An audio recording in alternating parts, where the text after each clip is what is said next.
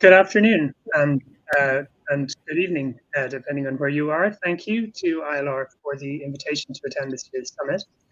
I'm Ken Daly, a partner at Sidley Austin's Brussels office, and I'll be introducing today's discussion, in which we're going to try to give an overview of Europe's very rapidly changing litigation environment. Now, I wish I could say to you that US litigation culture has not infiltrated Europe's borders, but I'm afraid I cannot say. Instead, Europe has seen the adoption of many features of US litigation, and the pace of change in that direction in Europe has really been quite remarkable. One example, the European Union last year adopted the first ever pan-EU class action mechanism, creating a class action mechanism for breaches of EU law, which now every EU member state is required to put in place by the end of 2022 and have up and running and operational by summer 2023. So the time, the era in which it was possible to say that Europe did not have class actions will definitively come to a close at that point. In addition to the EU's activities, the individual member states of the EU and other European countries have also been extremely busy in making adaptations to their legal systems in order to provide greater access to justice by creating ever more opportunities and ways to pursue litigation, particularly mass litigation. And so it is nowadays ever more likely that businesses, great and small, will face litigation and increased liability risks in Europe. Now, as I mentioned, the purpose of all these reforms is an increase in access to justice, of course, responding to a perceived deficit in that regard. Regrettably, though, many of the jurisdictions that have made these adaptations have done so without full or without adequate regard to the lessons that are available from examining the experience in other jurisdictions, such as the US and Australia and some others with a lot of experience in class action systems. The result of all of that is that in many cases, the safeguards that are put into place along with these new legal mechanisms are insufficient. So as sure as night follows day with new class action mechanisms, insufficient safeguards, Europe has seen a very notable increase in the prevalence of what you might call the business of mass litigation. In particular, we've seen a very notable increase in the presence of US plaintiff firms in Europe, and we've also seen a very notable increase in the availability and the presence of third-party litigation funders. Now, there are two jurisdictions in Europe in which these changes have been happening perhaps most quickly. Those jurisdictions are the Netherlands and the United Kingdom. So we're very glad to have with us on today's panel an expert from each of those jurisdictions so that we can begin to unpack some of these changes and the reasons for them with a particular focus on those two jurisdictions.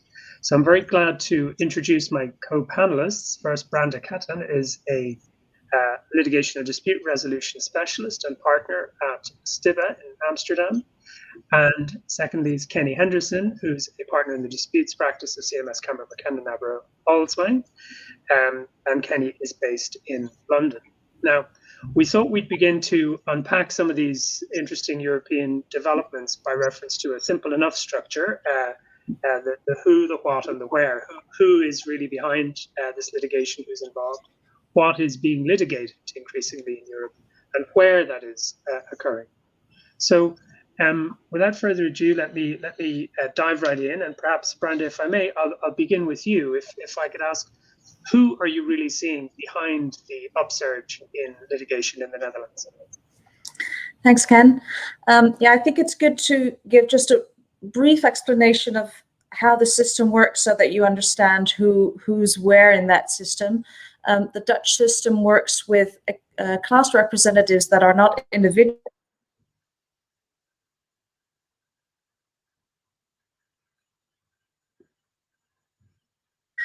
They have to be non-profit, but they can be funded by for-profit funders.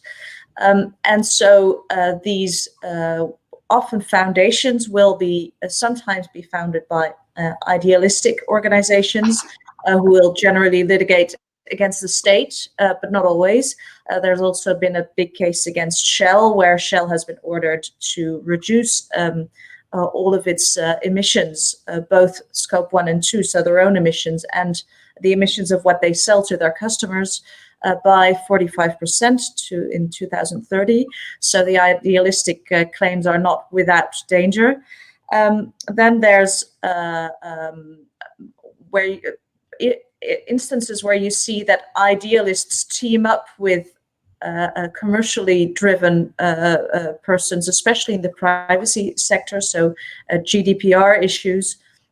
There you really see them working together. And then you have what you could say are the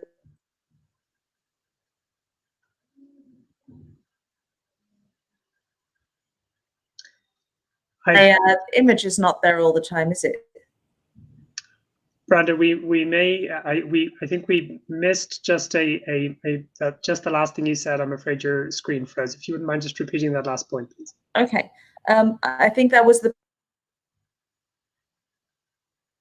claims where you have behind those foundations US plaintiff firms copying what they've been doing in the US after they've had a settlement in the US, trying for it in Europe. And that's what we're seeing more and more. So it's a mixed bag. So that's, yeah, go ahead, Ken. Yeah, I was going to ask Kenny perhaps the same question. Kenny, is it the same experience in the UK? Branda was just mentioning that these claims foundations in the Netherlands very often are idealistic, but in many instances often have a pretty strong commercial interest and motivation behind them. So in a sense, you could say the idealistic applicant is sometimes really a front for somebody with really just a business objective. Well, much of what we're seeing in the UK is similar. There are similarities in that we are seeing a very large increase in the level of attention from US plaintiff law firms, enlarging their practices in London, and also further plaintiff firms in the US opening new practices in London. We're also seeing more and more capital coming in from the litigation funders. We don't so much see the foundation. We don't have our procedural rules do not require a foundation to be set up to bring group litigation. So we don't have necessarily a kind of an external non-financially interested party involved. Although we do see sometimes that to a degree in the class action devices, where there will be class carriage battles, and where one funder or one claimant law firm may wish to use a class representative that is perceived to be more appropriate and non-financially interested, but it's not a major driver. The main drivers are financial, driven by the plaintiff law firms and driven by the funders. I was just going to bring up there's a slide to ask to be brought up, because I was going to speak very briefly about some of the trends we're seeing in the UK. And we do have a slide that should be able to demonstrate to the audience, in a snapshot, what we're seeing in the UK. From 2016 to 2020, we're seeing, a threefold increase in number of class actions filed. This is both using opt-in and opt-out devices. We have a combination. We've got a real patchwork of procedural devices in the UK, which I'll come on to, I'm sure we'll touch on later on. And then between 2018 and 2020, we're seeing a fourfold increase there. And I'm afraid, the line is steepening still. So yeah, I just wanted to show that slide briefly, just, to give, a picture paints 1,000 words. So we can move off that slide now. Thank you. A couple of other trends just to note as well. Of course, so much of this is driven by procedural devices and availability of procedural devices. We have a well-developed opt-in environment in the UK where claimant law firms will advertise. But the recent big news story is the rise of opt-out mechanisms, both in competition antitrust claims and in data protection, and that is what's driving a lot of the increase. I'm sure we'll come and touch on that a little bit more, but those are some of the kind of thematic changes we're seeing in the UK that's driving that change. And Branda, I think you also mentioned previously that the while there seem to be a lot of U.S. firms involved, it's not only U.S. firms. There are also that you could say that the Dutch bar is becoming more sort of, there's a plaintiff's bar really developing, which I think probably wasn't really the case historically. Is that so? That's absolutely right. That kind of started with competition litigation, which has become very big in the Netherlands over the past 10 years. And you've seen specialist plaintiff firms set up shops, independent firms, which are now sometimes being taken over by US firms, Housefeld, for example. So it's a mix now, but you really have lawyers either acting for plaintiffs or for defendants.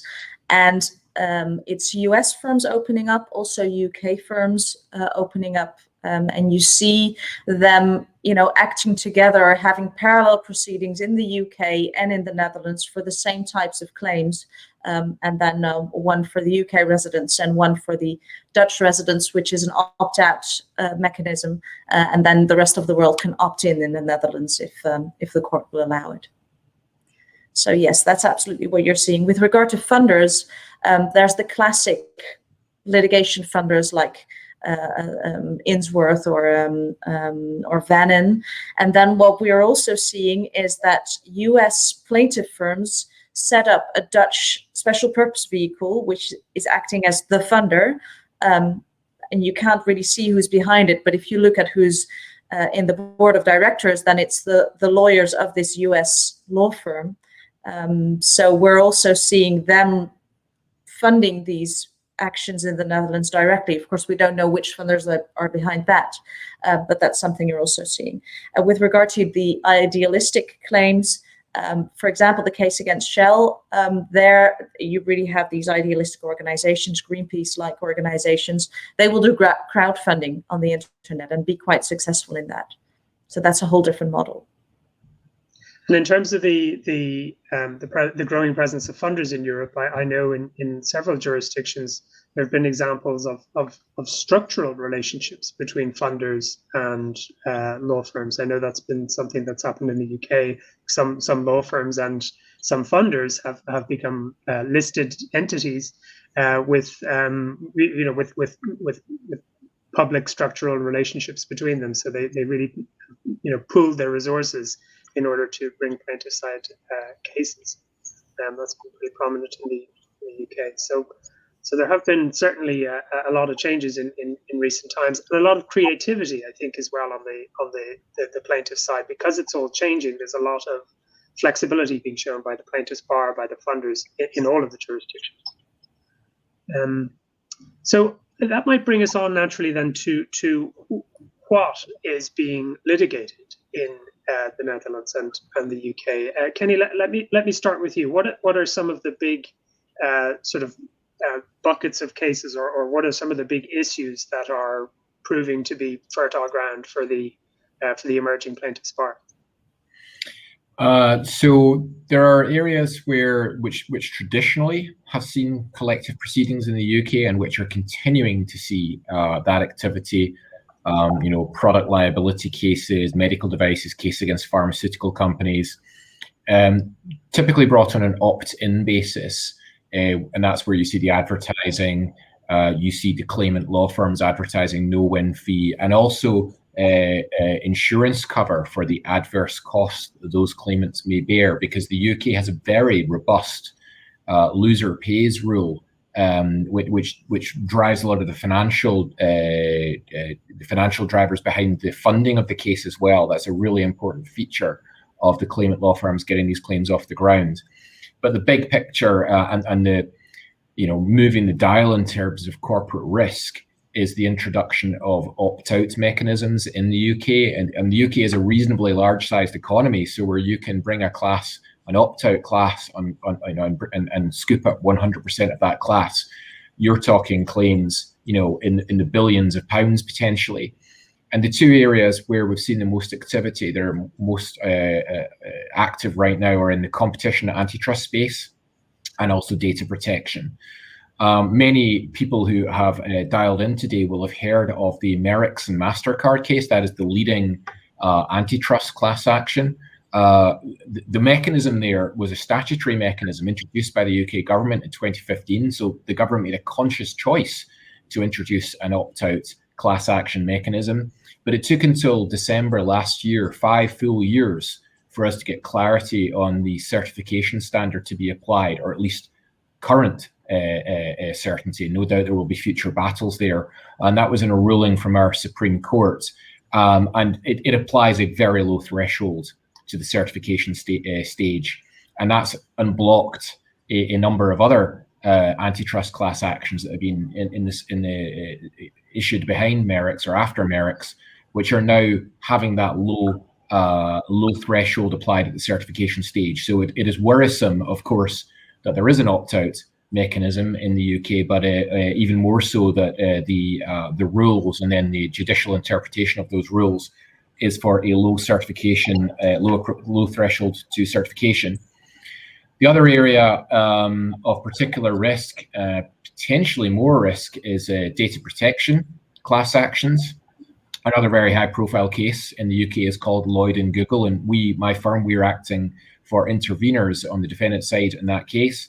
Lloyd and Google is a case that is being brought under a very esoteric class action mechanism we've had since the 1870s, called the representative action, and it has only one requirement, only one certification requirement. So it does not have a suitability test, it doesn't have a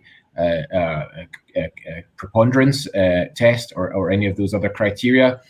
It only has a commonality test, and that is that the representative in the class must have the same interest. They must have identical interests, and that is a commonality test that has been interpreted very strictly historically by the English courts.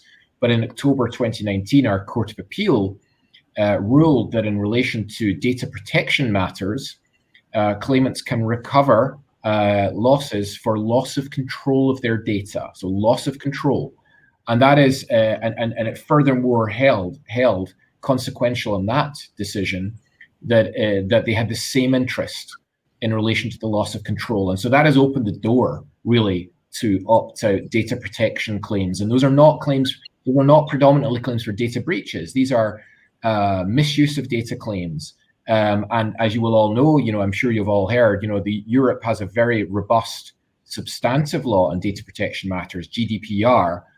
To date, what's been missing from corporate risk has been opt-out class actions, because it has been largely a regulatory issue and an issue of fines if there is non-compliance. But this opening the door to opt-out class action mechanisms brings in a very significant risk for corporates.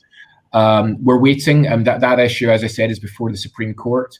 We're waiting on the ruling. It's imminent, and we shall have to see which way that goes. So, as I say, continuing interest and momentum growing in opt-ins, but opt-outs is where the real significant risk is increasing in the UK right now.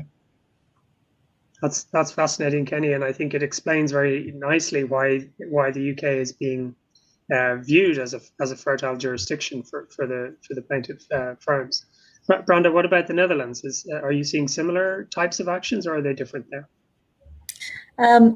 Yes, in part it's similar, which is not a surprise, because we also have this opt-out system where you can claim on an opt-out basis for damages. It's been in place since the 1st of January 2020, so it's still pretty new. So it may, like in the UK, take 5 years before we get a bit more clarity on how it actually works. There's a lot of litigation now in the jurisdiction phase, because the plaintiffs are trying to bring damages claims for the whole of Europe.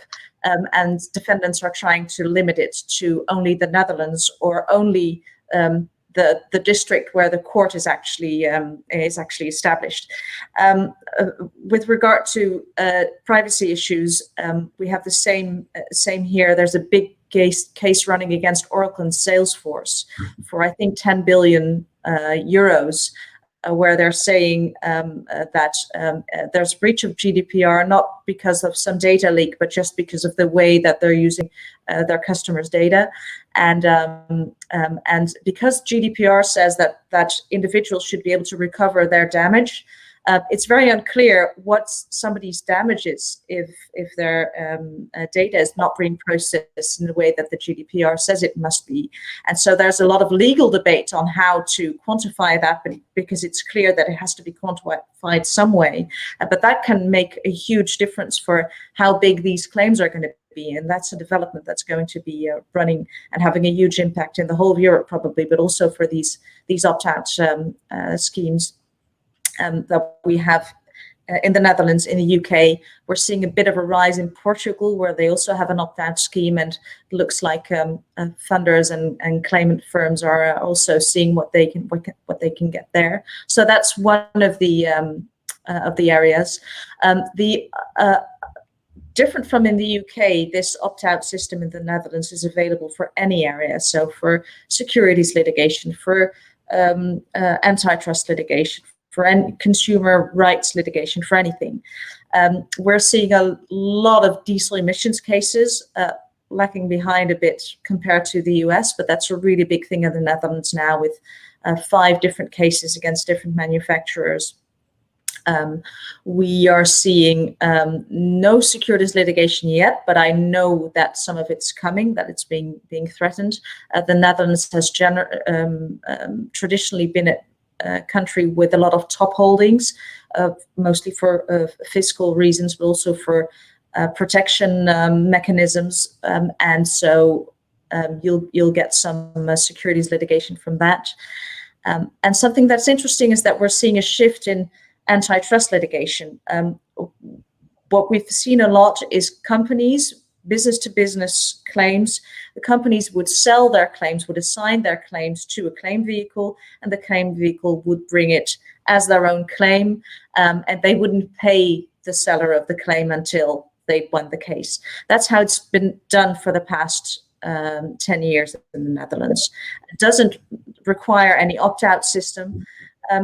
But that only works if the claim is valuable enough. If it's at least a few thousand euros. And so that's a mechanism that didn't work for consumer claims. And what we're seeing now is that 2 weeks ago, a case was brought against Apple for the App Store, which is going on all around the world, but which is being done for the benefit of consumers in part. And there you see that this new mechanism is also a threat in that sense, because it enlarges the scope of the types of plaintiffs that can start acting. And then of course the climate litigation, which has started against Shell. They were successful against Shell in the first instance. It's now running an appeal, but we expect them to try that also against different companies. Shell was a Dutch-based company, so the jurisdiction was easy, but because of the fact that jurisdiction can also be created in the place where the damage was done, and of course climate damage, emissions anywhere in the world will cause the North Sea to rise on the border of the Netherlands. It may very well be that they'll also try to litigate against US-based companies. So you touched on a very interesting aspect, Branda, there, which is about jurisdiction, and in a way it brings us neatly onto our sort of third bucket of topics, which is why is litigation being drawn to either the UK or the Netherlands as opposed to some other European jurisdictions? The UK and the Netherlands always seem to be at the top of the list, along with and there are a few others who are trying to climb the ladder, but those two always seem to be at the top of every list. Now, there is a European system to determine which jurisdiction will be the right one to pursue a particular case, but there's a lot of flexibility in it, and a plaintiff side do have a lot of choice. So why is it that they are choosing the Netherlands compared to some other jurisdictions? I think that the Dutch courts are generally willing to assume jurisdiction if they can. Of course, if the defendant is Dutch based, then there's no issue with regard to jurisdiction. But we're seeing a lot of cases against foreign entities. Of course, the Dutch courts are bound to European law, and in the end, it's the EU courts that the European Court of Justice that determines how those jurisdiction rules should be applied if it's against a European company. But until then, there's they don't always ask preliminary questions. There's a system where if there's uncertainty about how to apply those jurisdiction rules, they have to ask preliminary questions to the ECJ, but that doesn't always happen. So there's a chance that they'll get it moving in the Netherlands, and then combined with a clear class action mechanism. Of course, there are still a lot of questions, but at least the system allows for these opt-out claims to go ahead. There's been a class settlement mechanism in the Netherlands for a long time, which was already opt-out, and where the courts haven't been very reluctant to limit jurisdiction, because there you could have settlements between, those were security settlements, where the plaintiff and the defendant actually wanted the settlement to be for the entire world, and then the court would allow that. May not be the same in litigation, where the defendant is vigorously defending its jurisdiction position. One other reason why the Netherlands may be popular is that, and that's the difference with the UK, there's not really an adverse cost award risk. The most a cost award will normally be in the Netherlands after years of litigation will be 30,000 euros.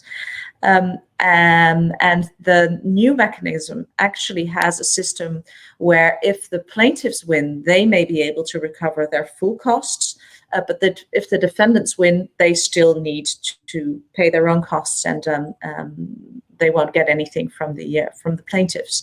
So that makes it attractive, and also for funders, it lowers the risks of starting in the Netherlands. And there's very little regulation on funding, so they're trying what they can there. That's really interesting. And Kenny, maybe the same question to you. Why is it that the UK is seen as attractive? And Branda mentioned the European rules on this. Does Brexit have an impact in the UK's attractiveness? So why is it happening? Why is the UK attractive? I think these cases are about money. They're about financial recovery, and litigation funders and plaintiff law firms are drawn to opportunity. They're very creative, no doubt, and they will push arguments and push the envelope, but they won't put capital down and a lot of effort down unless they think there's a reasonable prospect, both in the substantive issues and on settlement pressure. So I think it's a reflection, in fact, of the procedural changes we're seeing in the UK, that there is the growth of these classes, the growth in the number of claims. I'll make another couple of comments more broadly, but I'll deal with the Brexit point. So yeah, we can't not mention Brexit, I'm afraid. Much has been written about the consequence of Brexit on litigation, and the fact that there may be some less certainty on enforcing cross-border judgments, etc. I don't think it will have a huge impact, in fact, on class actions in the UK, particularly not on opt-out class actions, because you take for claims with low individualized losses, the opt-in mechanism does not really lead to large percentage take-ups. So whilst they may be able to opt in to another jurisdiction, that UK class, say on an antitrust matter, probably only a very small proportion of them would do so. And the scope of the UK opt-out class antitrust action mechanism is restricted to UK domiciled persons. So for the very vast majority of those people, there's nowhere else to go. So I think it's not that the funder will be able to bring that kind of claim somewhere else. So I don't really think Brexit will have very big impact. A couple of other brief points. Why else is the UK attractive? So UK judges are not afraid to award very high sums of damages if they will look at evidence robustly and analytically. But we have got a long history of major commercial cases and very large awards, and that's attractive to funders. And perhaps just a final point on the antitrust law that we have, antitrust procedural law. There is only a nod to merits at the certification stage. And so you can have a class certified on a low threshold basis where the merits are not being properly investigated. And at the end of the case, the undistributed damages, if it goes to trial, the undistributed damages do not revert to the defendant. They go to the Access to Justice Foundation, a charity, after the funders have been paid. But on a settlement, there is an option, there's an opportunity for some of the undistributed damages to go revert to the defendant. So that creates a huge settlement carrot for defendants where merits haven't come into it. And you know, claimants and litigation funders understand those dynamics, and that is part of what makes that mechanism very attractive to them. It's very poorly designed from a policy perspective, and another reason why we need to be concerned about the UK. Thanks, Kenny. Well, listen, I think we're pretty much coming up on our time. We did have some audience questions that I'm sorry we won't have had a chance to get to. One of the topics we very much wanted to discuss was the prospect of the regulation of litigation funding, which perhaps we'll have to save for another session. But suffice to say that some consideration of regulation in that regard is being considered at the EU level, and it's also, I think, under consideration in the UK. But as I say, that's perhaps for another day. But let me just conclude, if I may, by thanking Branda very much, and thanking Kenny very much for those very interesting and useful insights into what's happening in the Netherlands and the UK, and indeed Europe-wide, as I think the audience will have seen from this discussion. Europe is very much on the slippery slope, and it looks like we're very much heading the same direction as the US has gone. So there's a lot of work to be done as these things happen to try to advocate, I think, for sense and safeguards. And I know that a lot of that work is going on the part of the business community, but there's a lot more to do. So with that, we'll close, and thank you very much. Thank you.